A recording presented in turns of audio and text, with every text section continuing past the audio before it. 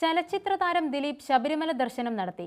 വ്യാഴാഴ്ച വൈകിട്ടോടെ സന്നിധാനത്തെത്തിയ നടൻ രാത്രി 11 മണിക്ക് ഹരിവരാസനം പാടി നടയടയ്ക്കുന്ന വേളയിൽ തിരുനടയിലെത്തി.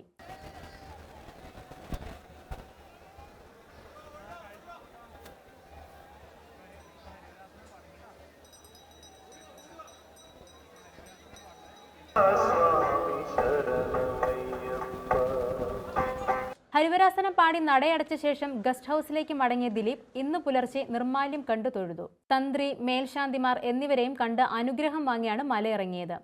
നടൻ ദിലീപ് അഭിനയിക്കുന്ന സിനിമകൾ തുടർച്ചയായി പരാജയപ്പെടുന്ന ഒരു സാഹചര്യം ഇപ്പോൾ നിലവിലുണ്ട്.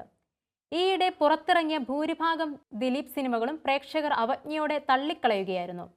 നടിയെ ആക്രമിച്ച കേസുമായി ബന്ധപ്പെട്ടിട്ടുള്ള ഊരാക്കൊടുക്ക് വേറെയും അദ്ദേഹത്തിന് പിന്നാലെയുണ്ട്.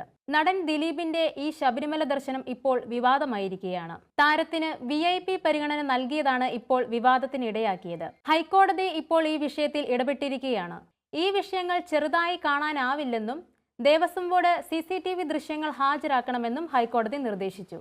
ഇതിനിടയിൽ മറ്റ് വിമർശനങ്ങളും ഈ സംഭവത്തെ തുടർന്നുണ്ടായി. പാപക്കറകൾ തീർക്കാനാണോ ദൈവവിശ്വാസത്തെ കൂട്ടുപിടിച്ചിരിക്കുന്നത് എന്ന തരത്തിലുള്ള കമന്റുകൾ വിമർശകർ ഉന്നയിക്കുമ്പോഴും ഇപ്പോഴും തന്നെ പിന്തുണയ്ക്കുന്നവരുടെ പ്രാർത്ഥനയിൽ ശുഭാപ്തി വിശ്വാസത്തോടെ ജീവിതത്തിൽ മുന്നോട്ട് സഞ്ചരിക്കുകയാണ് നടൻ.